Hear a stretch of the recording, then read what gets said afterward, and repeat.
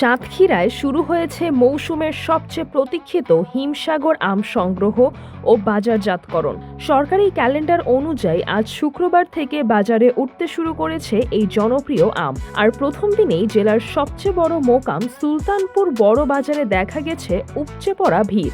সকাল থেকেই শত শত ইঞ্জিন চালিত ভ্যান আম ভর্তি ক্রেট নিয়ে সারিবদ্ধভাবে দাঁড়িয়ে থাকতে দেখা যায় বাজারে। পাইকারি ক্রেতাদের পাশাপাশি স্থানীয় ক্রেতারাও ভিড় করেন মৌসুমের প্রথম হিমসাগর কেনার জন্য।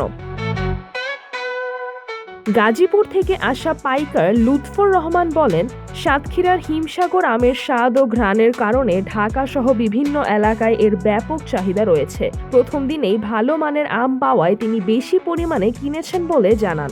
নাটোর থেকে আসা আরেক পাইকার জানান, দীর্ঘ এক যুগ ধরে তিনি সাতক্ষীরার হিমসাগর আম সংগ্রহ করছেন এবং এই আমের আলাদা স্বাদের কারণেই প্রতি বছর এখানে আসেন। স্থানীয় ক্রেতারা বলছেন, হিমসাগর আম বাজারে উঠলেই বোঝা যায় গ্রীষ্মের মৌসুম শুরু হয়েছে। অনেকেই আত্মীয় স্বজনের জন্য আম কিনে পাঠাচ্ছেন। সাতক্ষীরা কৃষি সম্প্রসারণ অধিদপ্তর জানিয়েছে, এবছর জেলায় প্রায় ৪,১৪০ হেক্টর জমিতে আম চাষ হয়েছে এবং উৎপাদনের লক্ষ্যমাত্রা ধরা হয়েছে প্রায় ৭০,৯০০ মেট্রিক টন। এর মধ্যে বড় অংশই হিমসাগর আম। কৃষি বিভাগ আরও জানিয়েছে, বাজার নিয়ন্ত্রণ ও অপরিপক্ক আম ঠেকাতে ধাপে ধাপে আম সংগ্রহের সময় নির্ধারণ করা হয়েছে।